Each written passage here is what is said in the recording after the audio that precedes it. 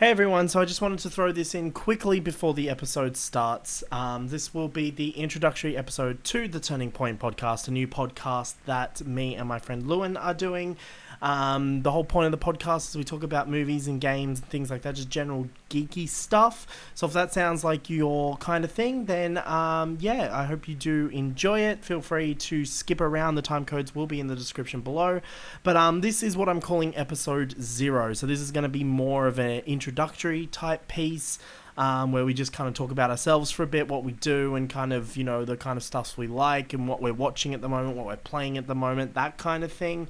So it's going to be about an hour or so long. This was originally recorded all as one episode, with the rest of the content from the episode. However, I've decided to split it into 2 because that episode ended up being over 3.5 hours long. So I thought that's maybe a little bit too much for the first episode, so I've decided to do this episode 0 instead. However, if you're interested in the topic that we were discussing, we discussed a bit about Doctor Who. This whole first episode's about Doctor Who really for the topic, so each episode we're going to do a topic for each episode. So for this episode we decided to talk about Doctor Who. We talk about our kind of experience with Doctor Who, kind of our favourite era of the show. We talk about Series 11 and we talk about Series 12 so far. So that will be uploaded as a separate piece, which will be up at the exact same time. So that is the first official episode. This is just the launch episode. So I hope you guys do enjoy it. Now, I haven't actually edited it really too much, so you are going to get an intro where we say this is what we're talking about and we talk about Doctor Who. But I do want to say that is what this is. So, with all these podcasts, I will be uploading them directly to YouTube, but they are also going to be available on all podcast platforms like Spotify, iTunes, all that kind of thing, as soon as I get that all happening. But yeah, these first 2 episodes will be uploaded at the same time. So this is what you're listening to right now is episode 0, or I guess our launch episode kind of thing. We talk about a bunch of different stuff. We talk about Crisis on Infinite Earths. We talk about Resident Evil 2. We talk about kind of YouTube videos. We talk about a whole bunch of other stuff. So the time codes will be in the description below. And if you are listening to podcast platforms, there will also be time codes as well. So even if you're not interested in the whole thing, you can kind of skip around, do whatever you want. But yeah, I hope...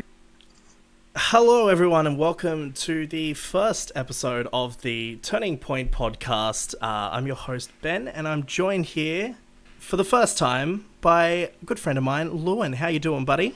I'm going good. Good. That's good. I'm never saying buddy again. That just sounds really weird. It does. Don't do Yeah. that. Yeah. How you been, though? How you been? Before we start, this is going to be a podcast just kind of because it's the first episode, it's kind of just going to be about games and movies and just geeky shit. And how do you feel about that? You good with that? I'm good with that. Nice little intro session. Yeah, you said to wing it, so I did. Yeah, you winged it well. Oh, thank you. I'm not good at winging things, but that's okay. I thought we'd just start off. So this episode, we're going to talk about Doctor Who because it's the thing at the moment. Series 12 is on. Currently, it's airing. I think it's 4 episodes in or something. 4 episodes in, damn straight, going fine. It's going fine. We'll talk about that a bit later. But I thought we could also just kind of talk about, since this is the first time, we used to have discussions on Doctor Who a lot, and we kind of been messaging a little bit here and there, but I kind of hold off on that for the last couple of weeks so I can get kind of your opinions here. But so I thought we'd talk about that, and since this is the first time talking, I guess, publicly kind of thing, we could kind of just talk about our thoughts on Series 11, because I don't think we've really talked about that too much. No, you and I kind of didn't talk. Look, to be fair, I was really busy. I'm sorry. No, I'm not blaming you for that at all. I was busy at work too. But here we are. I think it's just because I had nothing to say about it. I tried twice to make a video about Series 11, and I just failed because I had nothing to say. It was just... that failed in that situation, but we'll get to that. Yeah, but in terms of that, I'm just going to plug my YouTube channel here. For those who don't know, obviously if you're watching this on YouTube, you already know, but if you're listening to this on some podcast platform and you've somehow found this and decided to listen to it, I do YouTube sometimes. I have a channel. It's called Master Exploder 2.0, which I'm gonna have to change the name at some point. But yeah, go check that out. Link will be in the description. I don't I'm know if there. Lewin has any YouTube channels. Let's not go there. Let's not go there. Okay, fair enough. Yeah, you could One. be like, yeah, maybe one day. Yeah, that's my plan as well. But yeah, so I thought we'll do that, and we'll just do a little bit of a catch up. And since it's been a while since we've properly talked, and talk about kind of what we're watching, what we're playing, that kind of thing. But yeah, I thought we'd start with just a little bit about us. So I guess I'll start with that. I don't know, unless you want to go. Give me an example. I'm terrible at off the cuff things. Yeah, well, okay. Never do the intro then. Oh no, trust me, I will. Just you wait. Okay, Gonna you maybe next episode. It's gonna go horribly. Anyway, But about yourself. Birds of Prey episode, you can do the intro.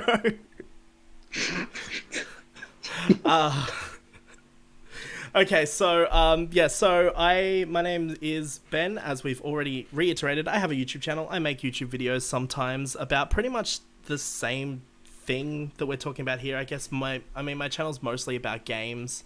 But how I met you was we started playing GTA together and then just ended up recording a few vids here and there. Yeah, you were online friends with one of my high school friends, and then Yeah. I just hopped in for a session, and that went on for who knows how long. We're still here today, even though we haven't played GTA in like a very long time or played games in general. Here we are. We wouldn't be doing this now if that never happened. Exactly. But yeah, so I like I like making content on YouTube. I haven't been able to do it much lately, but I'm trying to get back into it, just on like games and things. I tried to reboot my channel and do like a multimedia type thing and like do like movies and stuff as well, and like video essays, and I found I didn't really like doing video essays too much. So I kind of stopped doing that. But my first video in the reboot was my Resident Evil video, and I still get comments on that to this day. I still get people like that, still gets views, and I'm like, it's the shittest video. It's so bad, but like people engage with it, so Gonna completely show my knowledge here. Is that based off the movies or the games? the movies. I did a video about the continuity of the film franchise because this is when Resident Evil: The Final Chapter came out. Fucking trash movie that was, and it pissed me off so much that I went to see it again the next day, and then I made a video about it. Well done. It still gets views. Like, I actually get people who try to justify the continuity in those films on that video, in the comments. And I actually got one at like 2 a.m. the other night, and it was 2 a.m. and I looked at it and I'm like, this is literally paragraphs. And I'm like, I am not reading this fucking comment. Like, it's just trying to justify these dog shit movies. And by the way, like, for full clarification, I actually like these movies to a point. I just think the last one is utter trash, and that's mainly just because it just ignores the existence of every other film in the franchise for some reason. So, I don't know if you've seen it, but it's more of like a direct sequel to the first film than it is the sixth film. Right. Okay, Yeah, because I borrowed the first 5 movies off a friend, Yeah. and he's like, "Oh yeah, you'll love them. Don't worry. If you like the games, you'll like these." No. At that point, I only played Resident Evil 7 and a bit of Resident Evil 1, so I wasn't that into the games. Yeah. Got to the third movie, got halfway through, was like, "What the fuck am I watching?" Well, here's the thing. Sorry. Turned on the fourth movie. Like, I entirely skipped half a movie. Turned on the fourth movie, looked at it and went, "What the fuck is any of this?" Yeah, so you got up to the part with the clones. It was stupid as shit. And then all the clones, they literally introduced the clones in the third film, and then they all fucking die within 5 minutes of the fourth. Oh, so it's just like when they had the fucking. I ended up watching a fucking YouTube video on the fifth movie, like the very end. Yeah. And having all the fucking game characters, and at the beginning of the sixth movie, and it's like, oh my. They're just all gone. Literally, They're all gone. They literally introduce Ada Wong. They've got Jill Valentine back. You've got like the fifth movie Leon. introduces fucking Leon. All these game characters, they're all there. And then the sixth movie, they're just like, nah, lol jokes. None, they're just all dead. And I'm like, what the fuck is it? Anyway, like it's a dumb franchise, but I will say, I do enjoy those movies. They're like a guilty pleasure of mine. Apart from the last one, I cannot stand the final chapter. I hate it so much. But I the rest enjoyed of them, the first one. well, here's the thing. I actually enjoyed the first three. I think. I mean, like, I don't think two's that good, but I think the first three work really well together. And then you start kind of going to four, five, and six after that, and it just gets a bit silly. Not that it Huh. wasn't silly in the first place, but it gets even more silly and a bit stupid. And then the sixth one just fucking ruins everything. So today we learned that the movies actually were faithfully based on the games. Yeah. Well, that's the thing. Like, I do enjoy the first three. Like, I really love Resident Evil Extinction, the third one. I think it's mainly just because I like that post-apocalyptic setting, that kind of like Mad Max-esque kind of thing.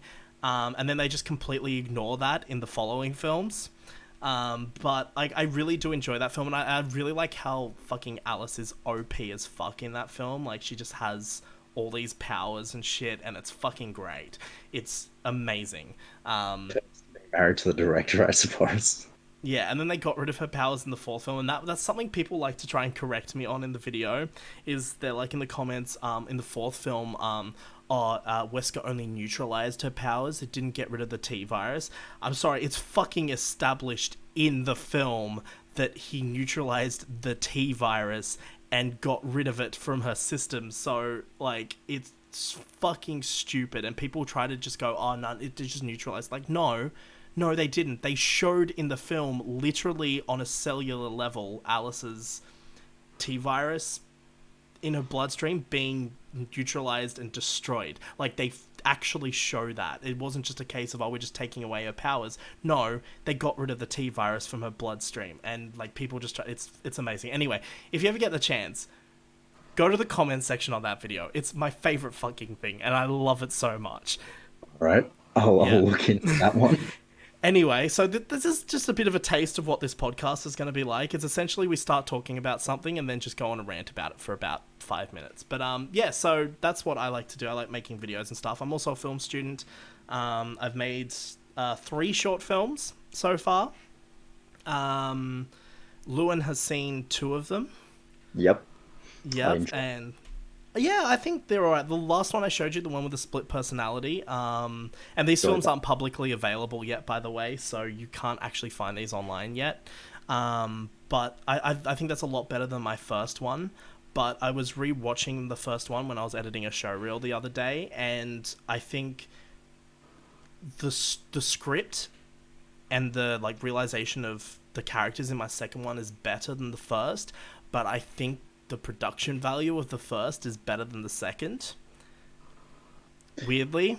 So, you know, like, and then my third film, which I only just recently made, is a film about a trans character, and I shot it and I cut it together. I had a really strong script, like I got really good feedback on my script, but the script didn't quite translate to the edit very well, so I'm now considering rewriting parts of the scenes and reshooting some of it during this year in film school this year to try and make it more cohesive, because I want it to be like my best film I've made so far. But yeah, that's kind of what I do. And other than that, what about you? What are you up to? What do you do these days? Well, okay. Put me on the spot. Just go do your thing. That's fine. No, I'm not on the spot. Um, had this whole thing planned, and then you don't. Hey, I'm look, look. I had the intro planned, and then as soon as I started recording, I was like, "Fuck, I have to actually say this shit now," and then I couldn't say it, and ended up just winging it, so it's fine. I guess, like, yeah, I'm Lewin, as been established in the intro. yeah. Pretty much, I just don't really have any career aspirations at the moment. So being on this podcast is the highlight of my year so far. So that's good. Well, Um, that's good. I mean, look, we're what, like, The date we're recording this is the 24th of January, so you're only 24 days in, so, like, it's still early yet. I'm Got sure an you'll entire- have many other highlights other than this podcast. Um, I work in an arcade. Don't That's go to fun. school. It is fun, actually. The most interesting part is asshole customers, but that's every job, really. Well, Um, that's literally any job, whether, like, because I work in retail, when I'm not making films and just doing other things that I'm sure my parents don't consider proper careers. But yeah, it's it's just dealing with customers is shit. I hate it so much. I hate customer service. Like, what else do you like to do? I mean, like, we're gonna talk about, like, kind of like what games and stuff we're doing in a sec. But, like, what do you like to do for hobbies and shit? hobbies, gaming is my main one. Well, doing a Uh, bit of gaming. just a tad, just a wee bit. We're all You've epic never gamers met here. me at all. You've got no proof of my accomplishments in game. Um, gaming. I actually like a bit of photography. Nice. That good shit. Not Photography's much. great. There's actually Photography is. a lot of similarities between photography and film. Um, in fact, they could literally be the same thing almost. I know a It's lot of almost. I doubt anyone who, like, actually studies film is going to listen to this, but, like, there are a lot of differences, but there are so much similarities between photography and film, and not just the fact that they use a camera. Mm. You Like, a gotta get lot that of perfect setup. You gotta plan it, assuming it's not just landscape or something. Even then, with landscape, yeah. you just gotta Well, get that. a lot of the theory is the same. Yeah. Things like the rule of thirds and things like that. Like, that is Mm. shared between photography and film. But there's a lot of theory that's the same between them. And of course, they both both mediums use cameras, so the way the camera works is exactly the same as well. Like, adjusting, like, exposure and going into the camera settings and, fiddling with color temperature and things like that. Like, that's all the same. So there's a lot Mm. of similarities. But yeah, I like photography. Photography's cool. I'd actually like to get into photography someday. Not now because I have no time, but I would like to someday in the future, I think. The thing I like about photography is you can set out to do it professionally and go everywhere and do it. But it's one of those things you can walk down the fucking street and just see something, and you'd be like, "Damn, let's see if I can get a really good shot of this," and then you do it, and Yeah, voila, it's awesome. that's actually one thing I envy about photographers is when you're shooting, like, because obviously if you're doing a professional photo shoot, you still need to get, like, permits and things like that. But a Mm. lot of the time, if you're just out and about, you can take a photo and shit. Um, a Don't lot have of to the shut time down with the whole street. Yeah, a lot of the time with film, it's such a fucking hassle to shoot anything. And I mean professionally, like, I don't mean, like, getting out and vlogging and shit. Like, I mean, like, a proper, like, actually having to shoot something. Mm. It's so much paperwork, so much legal side of things. And, like, a photography would be the same in terms of, like, photo shoots, but, like, I do love the fact that, if you've got a camera and you're just out, you can just take photos. Obviously not of people, of course, but, like, you can take photos. It's And legal weapons for that. yeah, you do same. Yeah, we were shooting a film. Well, it wasn't a film; it was a commercial at Hyde Park in Sydney, and we had to. By the way, if you couldn't tell already by this podcast, we're both fucking Australians. Fucking Um, bastard. oh Jesus. Why did I Um, skip out on the one word people associate with Australia there?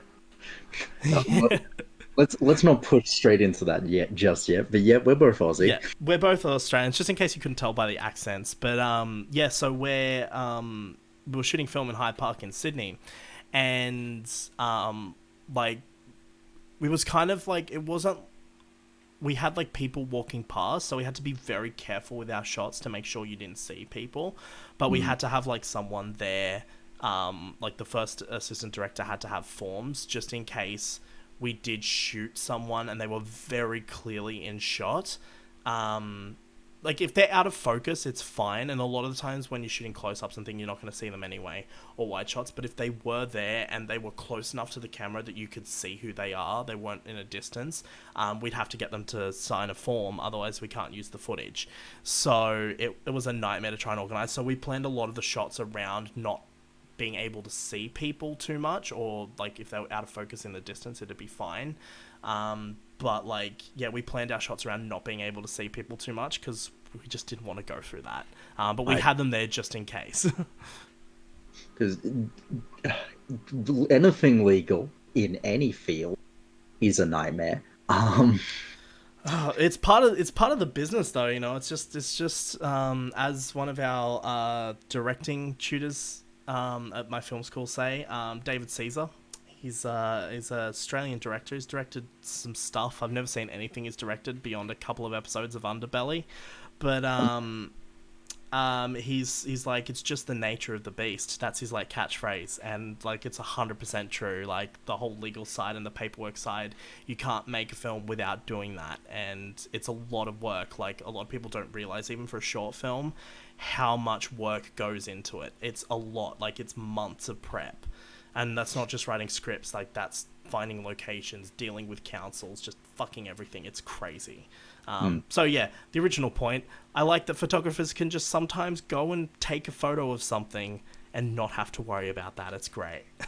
It is. It's I don't, like I said, I don't professionally photograph, but it's just relaxing to like just I don't have a proper camera, so I can't go into full specifics, but just, you know, whip out your phone. They've all got good enough cameras now with enough settings. Exactly.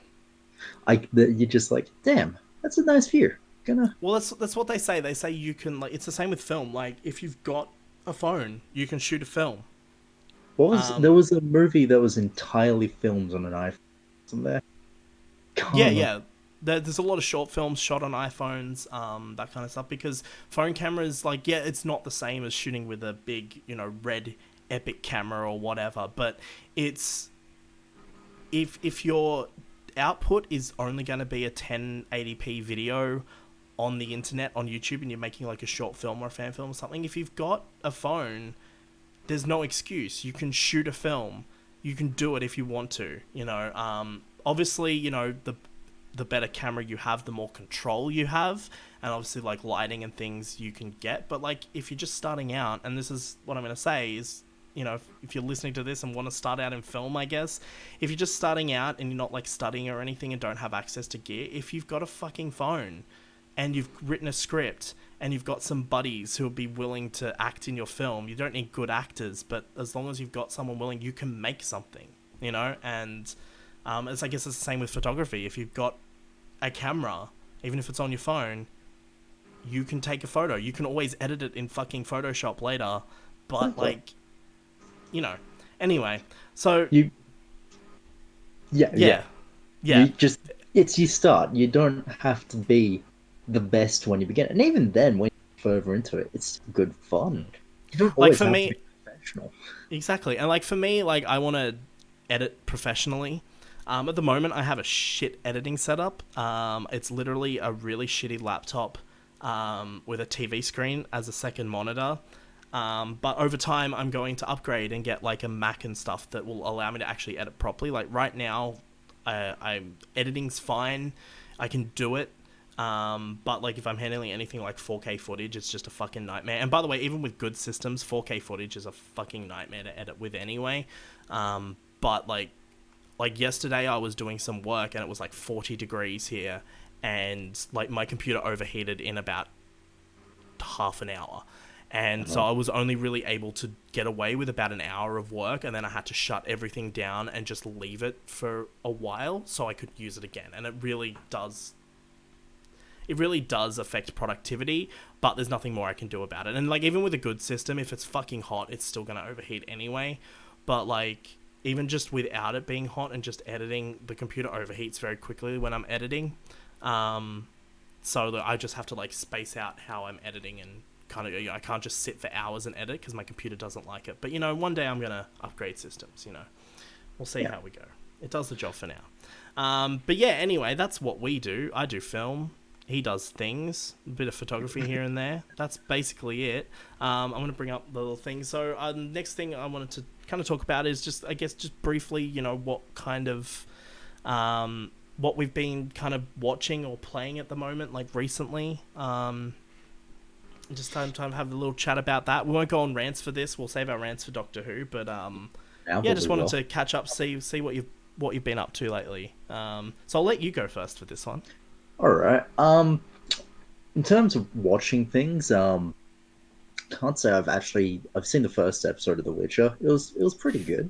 I really love The Witcher. I love it a lot. I know. Just one of the things that was in the behind the scenes brief of this was him going, "Have you seen The Witcher?" I'm like, "I've seen the first episode." It's like, shit, really want to talk about that. I like Yeah, I can't talk about it without spoiling it, like, because there's a lot I want to say. But you know what? Maybe if you catch up, maybe in our like Birds of Prey episode, or even like maybe one of the future episodes, maybe we could talk about it for a little bit. I think because it's there's a lot to talk about, and I really do like that show. Yeah, I can supply that I think yet again Henry Cavill is a great actor. There we go. That's my little inkling of anything on that show. yeah. Okay, so here's the thing. Okay, let's talk about Henry Cavill. I completely 100% agree with you. I think Henry Cavill is great as Superman. I just think the material he's given isn't the best, but I can really tell when watching the DC films that like he's trying the best with what he's being given, and I think he's a really good Superman. Like, you watch Man of Steel, I think he's fucking great. You can't, because he's acting sold. You can never. Yeah. His portrayal is what he was given. Just because Zack Snyder? Zack Snyder. Just because Zack Snyder wanted a grim and gritty version, nothing but kind of weird for a big movie outing, doesn't mean that Henry Cavill didn't do the best of what he got. And he truly did. And this is actually something that will probably get reiterated in a little bit when we move on to Doctor Who, at least for me. But Henry Cavill, he just brought life to a very dark version of that character in a weird way, and it was great. I love him in Man of Steel. And kind of lost me a tiny bit in Batman v Superman, but then again, what didn't? Yeah, I think what lost me with him is, like, for me, Man of Steel is more Superman than any of his follow-up films. I mean, I know he hasn't had a sequel or anything, but like, Batman v Superman is essentially a sequel, I guess. And like, I just found in that his version of the character was just too serious. And like, there's that scene where he's like, "Oh, Superman was never real," and I'm like, shut the fuck up. Like, shut the fuck up. Like, it's so stupid. I agree. He was briefly say, in Justice League, and the only thing I liked about him in Justice League is the fact that he smiled. I was like, oh, it's nice to see Superman smile. That's cool. He tried to crack some witty, like, Marvel-style humor, and I was like, this isn't working very well, just because of what we've seen him as before. And I also just thought his inclusion in that movie was fucking pointless, because I'm like, what's the point of the Justice League if you've got Superman? Because they proved that in the movie. The moment Superman showed up in that film, I was like, at the end of the film, I'm like, what's the point of anyone else being here? Anyway, that's my rant about Justice League. With Superman, it's really weird the way you can't even call it a character arc or anything, because each movie, it's as if Superman's some fucking completely different character. Yeah, 100%. He's this in Superman. He's a little bit darker, but he's got this weird optimism to him. If he's still the hero. Then you get to Batman v Superman, and I guess that movie just wants to frame everything from fucking Batman's point of view. Well, it is essentially Batman's film, especially in the theatrical cut. It really shows, because they completely mutilate Superman's character down to this broody, everything is wrong with the world. He's literally a moody teenager. It's as if we're viewing Superman through how Batman wants to see Superman, and I guess it's purely to make it look like Batman can in any way be fully in the right for the fight once the explanation gets down. Because at the beginning of the movie, you're like, yeah, okay, Batman's got a good reason. Superman just fucking destroyed Wayne Enterprises and killed a lot of people. It was by accident, but sure. Yeah. But then you get the reasoning, and you're like, surely Batman can see that Superman's not a bad guy right now, right? Oh, well, it's not even just Batman, it's fucking everyone. For some reason, the whole world thinks he's like... Oh, I was half expecting in that film for J. Jonah Jameson to turn up and call him a menace. A menace to society. It wouldn't have fit totally with the rest of the film, and obviously they're different franchises, but I thought it would have been fucking hilarious if something like that happened.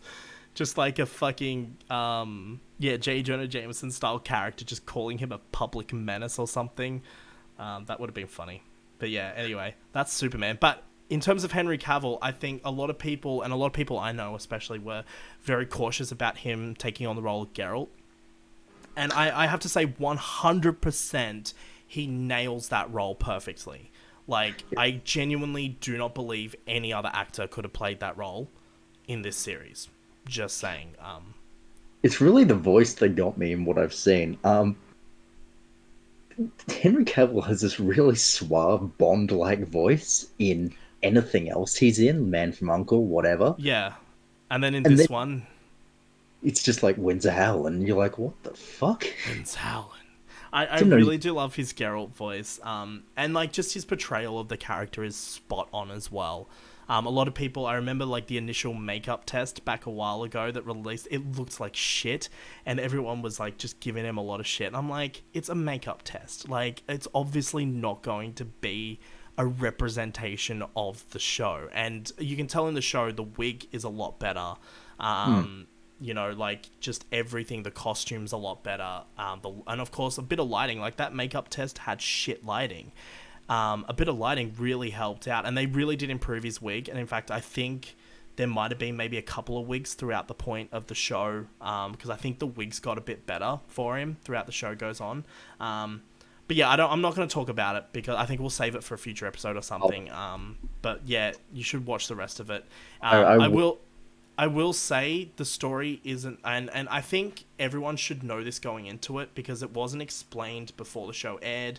It can lead to a bit of confusion. The story isn't told and I mean, I guess it's a minor spoiler, but the story isn't told in a linear way. So the stories you are seeing happen all take place at different moments. So Geralt's story, Yennefer's story, Ciri's story all take place at different moments in time, and there's some crossover especially between Yennefer and Geralt, but throughout the entire series, because they're adapting some of the short stories from the first book, The Last Wish. I have read that. It is a good book. Yeah, so they are adapting that, but they're also adapting Ciri's story introduction from the second book as well. So they kind of, because the idea behind the scenes is they wanted to have all three characters in it from the very beginning. So that's why there's a bit of a time shift, because none of those stories, like, because in the books, the stories are all told linearly, right? But in the show, it's not. So it's essentially a case of you've got Ciri's storyline, and then Yennefer and Geralt's storyline is catching up to that, and it all takes place. So it is very confusing, especially because you'll see, like, you'll see characters in the first episode, and like you've seen the first episode, right? Yeah. So like there are characters in that die, right? Yeah. And this is going to be a minor spoiler for you, and I'm really sorry, but they turn up later on in the series. And when I was watching it, I was like, what? Is this like the same actor playing a different character? Is this someone that looks similar? And no, it's actually the exact same characters, but it's at a different point in time. And I was like, right. And it's not made clear until maybe episode 4 or 5 that there are actually different timelines. But yeah, that's why I say going into it, like, just be prepared for that, because I think I did know it. The different timelines. Yeah. I did hear about that beforehand. I think getting the characters in there early, like assuming Morris's season 1 was meant to be The Last Wish, getting Ciri in there early is way smarter than what the games did. I've only played The Witcher 3. By the way, finally, like, for those who I've never really said this publicly, but it's taken me 4 years to play The Witcher 3. It's been like my little project game that I like play little bits of here and there in between other games and things. And I finally, literally, after watching The Witcher, I was like, oh, I'm going to pick The Witcher 3 back up and, maybe play a little bit more of it. And it had been a full year since I last played any of The Witcher 3. And I just recently, like a week ago, actually finished the game finally. So I'm very proud of myself for that. I've still got the DLCs to play, but I'm really happy that I finally actually finished that game. It is a fantastic game. I'm cautious to hype it up more than people already have. Well, let's just say, like, I'm saying this right now. This is my official opinion on this game. But the moment that I finished it, I was like, okay, I'm now going to form a proper opinion on it. And I genuinely believe it is one of, like, it is one of the best games ever made. And in fact, it's really close. I don't know if it's my favorite game of all time. Because I don't consider the Tomb Raider games as my favorite games of all time. I consider the Tomb Raider my favorite franchise. And like I would pick one, but I don't want to. It's like picking between like your kids. Like I don't want to pick the best Tomb Raider game as a game of all time. So my favorite game of all time is The Last of Us. I know it's a bit of a cliche choice, but no game has emotionally affected me like The Last of Us has, and it doesn't consistently emotion. Like every time I play The Last of Us, every emotional beat still affects me like it was the first time I played it, even though I know it's coming. And we should probably avoid spoilers for Last of Us, at least, just with part two coming out, with people getting into it now. If you haven't played The Last of Us and you have a PS4 slash want to get a PS5, play Last of Us. It is. We'll do an episode on it. Oh yeah, definitely. With Last of Us 2 coming out, we have to. Well, that's one thing I want to do with this podcast is I want to try and keep up to date with the more recent things and maybe do episodes surrounding what's coming out. But yeah. But we're getting on a bit of a tangent. Like, what games are you playing at the moment? Sorry to cut you off there, but I want to try and keep this moving. What games I'm playing? Games are a bit flip-floppy at the moment. I'm playing a lot of GTA Online still. It's just kind of my fun. I've noticed. It's I've actually been tempted to ask you like several times, been like, oh, we should play something. And then every time I think of that, I'm like, I just can't be fucked right now. And so I end up doing something else instead. But yeah, no, we should catch up and play some GTA sometime. Like I'm doing gameplay videos again in between like my bigger videos and stuff. So maybe we could record some gameplay or something. But yeah. I'm playing Kakarot. The Dragon Ball Z came out recently. That's okay. Good. If you are a fan of Dragon Ball Z, not fully faithful, but very faithful to a point. Of a retelling, I know every Dragon Ball game is a retelling of Dragon Ball Z at this point, but if you want to play Dragon Ball Z properly, go for Kakarot. Good fun. This is not a paid advertisement. We are not sponsored. This podcast is brought to you by Raid Shadow Legends. Oh shit! I love my level 5 skeleton warrior. I fucking clue what's Raid's even about. It's just I'm fucking sick of seeing it on like every fucking YouTuber I watch. It's just like this video is sponsored by Raid Shadow Legends. Like, oh. Okay, I mean, look, I'm fine with YouTubers promoting stuff because I'm like, look, a lot of them, because of how shit YouTube's monetization is and stuff, a lot of them get their income from sponsors and from that. So I'm perfectly fine with an advertisement, but just Raid Shadow Legends is fucking everywhere and it's so annoying. I 100% agree. I'm currently on a prior subject. I'm currently playing through the Resident Evil franchise. Oh my god, so am I. I'm playing the only Resident Evil games I played is Resident Evil, half of Resident Evil 4 and Resident Evil 5. Then I played a little tiny bit of 7. But I recently purchased in the January sale, I purchased the Resident Evil 2 remake, and I already have the Resident Evil 1 remake, but I'm not going to play that just because I don't have the time to play through all of them, and I want to just kind of jump in on a Resident Evil game before Resi 3 comes out. Yep. Because I'm fucking obsessed with Jill Valentine in that trailer. So I was like, okay, I want to play Resident Evil 3. And I want to actually properly play through this game. So I was like, okay, I'm playing Resident Evil 2 at the moment. And I'm really fucking enjoying it. It's such a good game. The remake. I'm not playing the original, I'm playing the remake. So I bought Resident Evil 6 a long time ago. Decided to play for a friend. And so while playing it, I bought Resident Evil 5, which I only finished maybe a month ago with another friend. Then I bought Resident Evil 2 Remake when it came out, so on and so forth. Ended up buying the entire collection long before I had any plans to play it. Is it just the main games, or did you buy any of the other games, like Resident Evil Revelations and all of that? I own both the Revelations games, haven't played them yet. I played the demo. Yes, and that's good fun. I've got a friend, my mate, Tom, who has a YouTube channel. I'm going to give you a little shout out here, called Sunderland. I think that's what it's called. But it's like a horror based YouTube channel, and he's been getting really good views. And like he's building his channel, so good on him. But I'm thinking he's a big Resident Evil fan, and I've been talking to him a lot about Resident Evil 2 as I've been playing it. Yeah. And you know what, we might do an episode maybe on Resi 2 maybe. Before Resi 3 comes out. I might get him on. Maybe we could get him on as a guest, and we could just talk about Resident Evil games for a bit. I think that'd be cool. That sounds great to me. Anyway. I just recently finished Resident Evil 2. I've only just started it, so I'm playing through. I asked Tom. I asked him what campaign I should play first, and he said to play Claire's first, because apparently that's like.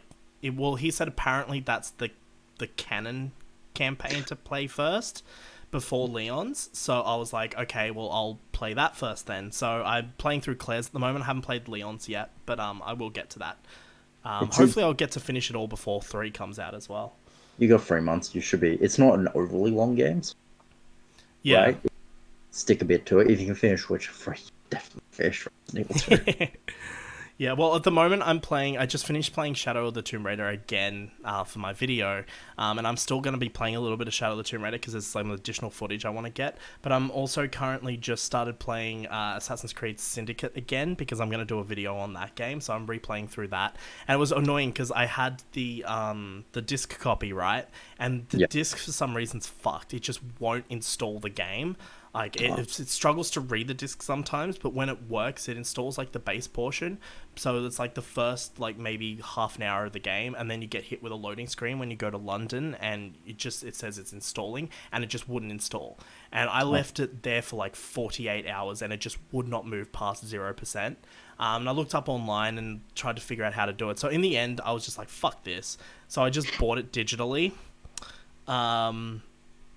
Because it's like pretty cheap on PSN, and I got it in the triple pack with Black Flag and Unity. So I bought it online, and my save file doesn't work with the digital version, so I have to replay through the entire game again. They did that not with like a digital to physical, but I bought Assassin's Creed 2 Game of Year editions to get the DLC long before the Ezio collection ever came out.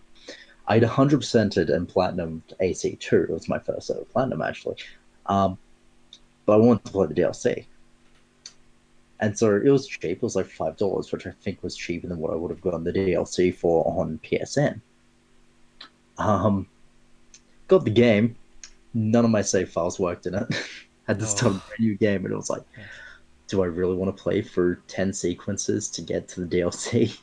Yeah. Ended up doing it, but still. Well, for me, it's a case of, like, I mean, I was going to be replaying through the entire game anyway, because to capture footage for my video, but, like, my original plan was just to replay the sequences and just capture all the story stuff.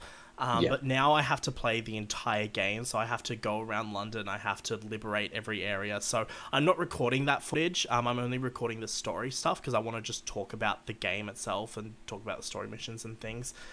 So yeah, yesterday I spent like an hour just going around one section doing a lot of those side missions, because I don't want to record an hour of gameplay of that. But Yeah. yeah, it kind of worked out for me because I was like, well, now I have to replay the entire game. I mean, But I'm I guess doing that that, helps and with your opinion of it for the video. well, exactly. And I'm gonna be playing soon. I'm gonna be replaying the finally, after a year, like nearly 2 years, I'm finally gonna do the next installment of my Doctor Who games series that I started with my Fallout Who Vegas, which besides Resident Evil is my most, besides Resident Evil and the Gmod TARDIS video, are my most successful videos. And I'm gonna be doing a shorter video for this episode of the Doctor Who game series, but it's gonna be on the Lego Dimensions Doctor Who pack. So I'm gonna be replaying through that again soon, and but yeah, that's what. And in terms of what I'm watching, Yeah. I mean, oh geez, I'm watching Titans at the moment, season 2. I'm really enjoying that. I think season 2 is a massive step up from the first season. Like the first season took me a few episodes to get into because I genuinely thought it was trying too hard to be like fucking cool, I guess. But like it kind of picked up once the plot started picking up. I was like, okay, this is actually all right. And I think season 2 is a massive improvement, and I'm really enjoying season 2. What else am I rewatching? I recently watched the Crisis on Infinite Earths CW crossover. Yep. That was I think it's their most ambitious crossover. I will admit I'm a bit behind on all the CW shows. The only one I really care about catching up on is Arrow.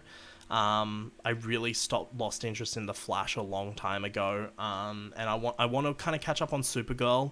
And I do want to watch Batwoman. But I just haven't caught up on all these shows, and there's just too fucking much of these shows to watch, so I don't watch all of them. But I do make sure I watch the Crisis, well, not Crisis, but I do make sure I watch the crossovers. So like I keep up with what's going on in the shows just so I understand it, but I don't necessarily watch it. So I'm about halfway through season 7 of Arrow. I haven't watched any of Flash since season 3. I haven't watched any of Supergirl since season 2. I stopped watching Legends after season 1. So, like, I'm really behind on all of the shows, but I know what's happened in them. So, coming up to Crisis, I was prepared for what was coming. And I personally didn't think it lived up to the comic storyline. And I think a lot of that has to do with... and there was a behind-the-scenes, like, kind of an interview with the creators on the creative decisions they made to adapt Crisis on Infinite Earths. And a lot of it came down to because they have all these shows and all these stars in different shows and they're crossing over, they have to pay the actors as guest star roles in all these other shows that they're in. And it's a higher pay rate than their standard episode rate on their own show. So they had a lot of the money they spent towards Crisis came from just juggling all these characters, because it was a big crossover. There was a lot of characters in this, and it was just juggling all these characters in all these shows, and they had to make a lot of creative decisions about which characters should appear in which episode, because financially they want to spend their money on characters that can service the story more than characters that can't. So you'll like find just characters just disappear and aren't in some of the episodes just because they weren't paying them. But not only on top of that, they were paying a lot of money to get cameos. And that is essentially what Crisis on Infinite Earths is. It's essentially just a bunch of fucking cameos from other DC properties. Did you see the Ezra Miller Flash clip? I don't watch any CW shows past maybe the first season. And It's random classic videos of Supergirl. Yup. No, I did see the Ezra Miller Flash video. I love Ezra Miller. That's fucking crazy. So that was in episode 4 of the crossover. And like I don't know if you're ever gonna watch it, but I'm just gonna spoil the shit out of it right now. So at the end of episode 3, the Anti-Monitor basically destroys the entire multiverse, including our main Earth that all the shows are set on. Well, most of the shows are set on. And just destroys everything, and all that's left in the entire multiverse there's like 7 heroes that are like the 7 paragons. So literally most of everyone dies. So like Oliver Queen dies in the first episode. We get the 90s Flash dies. And then, because like Flash has been teasing Flash vanishing in Crisis since season 1, episode 1 of The Flash, and so that finally happens in Crisis on Infinite Earths, and it's the '90s Flash instead of the Grant Gustin Flash. But then that happens, and then literally everyone fucking dies. Like, just everyone. Like, Superman dies. Just everyone. The only people that are left are the 7 Paragons, which are like our 7 main heroes. So I think it's like Batwoman, Supergirl, Flash, fucking Lex Luthor for some reason. What's her name? Sarah Lance from Legends of Tomorrow, and like all of that. And they're the only people left, and they're in like a space that's outside the multiverse, and that's it. Like, they're the only people left. And so episode 4 picks up from there, and like because Oliver obviously dies, but he becomes the comic book character, the Spectre. And keeping with kind of the theme of the show of Oliver always become like he says in every intro, he becomes something else. And that's what happens. So he dies and becomes the Spectre. And so essentially they're in the Speed Force. And basically the way the Ezra Miller Flash scene comes about is he's running through the Speed Force, and he ends up at like a kind of like Speed Force version of Star Labs or something. And just Ezra Miller's Flash is there. And it's basically confusing because it's like, well, how? The multiverse has been destroyed. How can you be here? And I think the general theory is that the DC Extended Universe and its multiverse is separate to the CW multiverse. So that's how Ezra Miller's Flash could show up at that point in time, because even though they're separate multiverses, they're connected by the Speed Force. So I think that's the theory. But the way that came about was actually interesting because they'd already shot the entire thing. They shot all the cameos, they shot everything, and they were actually shooting, I think it was episode 13 of The Flash. And Warner Brothers movie department, who have been infamous for controlling what the CW shows can do and leaving stuff like originally the Arrow had Suicide Squad, and they had to kill off the Suicide Squad because they were doing a Suicide Squad movie. Yeah. And they've kind of leaned back on that. Like, now you've got Superman and Supergirl, and they now have Batman exist in the Arrowverse. Even though you never see him because he's disappeared. But he exists now, and they never used to be able to do that. But they actually contacted them and were like, hey, are you guys able to get a quick cameo in there? And so they actually shot, in secret, they shot that cameo with Ezra Miller, which was just all organized by the movie division. And they just shot it after they shot the entire crossover, and they were already shooting the rest of the seasons of the shows. And it was actually so secret that literally no one else knew about it. It was only like Grant Gustin that knew about it. So when that happened in the episode, like you get like the other stars like Melissa Benoist and all that are all on like Instagram and Twitter being like, oh my god, what the fuck, how did we not know about this? Like, that's how secret it was. Oh fuck, I just hit my mic. But yeah, no, I really enjoy it. I think the story's a bit fine, but you can tell a lot of the money and the action sequences aren't as good as the action in previous crossovers have been, but I think a lot of the money was spent on making this a big event and making it more about connecting just everything together. Like, you've got the cameos from Smallville. There's Smallville in there. There's Birds of Prey, the original 2003 show. There's 90s Flash. You've got a whole bunch of characters from Tim Burton's Batman. You've got Kevin Conroy. Kevin Conroy's in there. So many cameos, and that's what they spent their money on because they wanted to make this a big event kind of thing. And by the way, the story's fine. It's okay.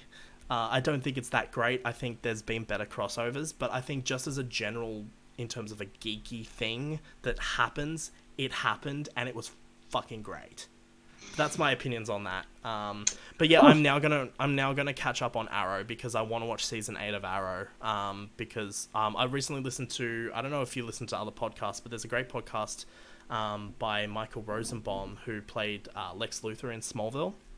Yeah. And he does a podcast called Inside of You, where he just talks with like actors and shit. And he recently did an episode with Stephen Amell, and like it's a very powerful episode of that podcast because he talks about how he was, you know, he'd been doing that for 8 years, and in between seasons he would be doing, you know, in between two of the seasons he would shoot Ninja Turtles, and then in between the other two seasons he would promote Ninja Turtles, and then in between the others he's shooting Code 8, and he's shooting other things, and he was talking about how he hasn't had a break for 8 years, and like he was just at the point like with Arrow season 7 that he was done. He was just done. He didn't want to do it anymore.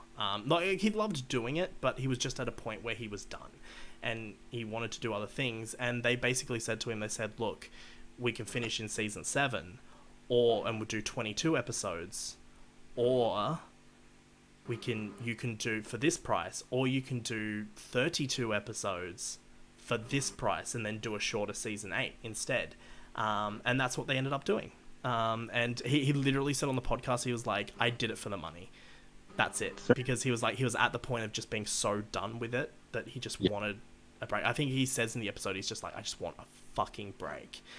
And he actually has a panic attack on the podcast as well. Like it's, because like half the podcast was shot pretty much not long after they wrapped Arrow, and the other half they came back and shot a few weeks later when he was feeling better. But like it's a pretty powerful, I'd recommend listening to it. It's a really good just kind of insight into, you know, being an actor, and it's really good. I recommend listening to it. But yeah, but since then I want to catch up on Arrow because I'm halfway through season 7. I want to catch up on that. But other than that, I'm not really watching or playing anything really. Okay. I am watching a French series at the moment on Netflix, which is called, I'm going to butcher this. I know a little bit of French, but not enough to be able to confidently talk about it. But I think it's called, in French, it's called, what's it called? It's called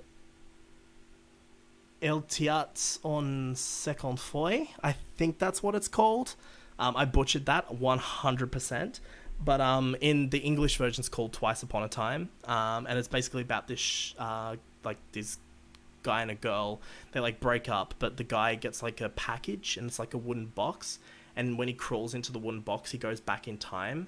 And so essentially, the whole series is about him getting a second chance to try and be with this girl that he let get away. But she's also kind of like really fucked up as well. It's kind of interesting because they have like a modern day versus the past kind of coincide with each other, and they changed the aspect ratio, so when they're in the past it's in a different aspect ratio. They change it to show different time periods, and it's really cool. I like it. It's been good fun. I've been watching it.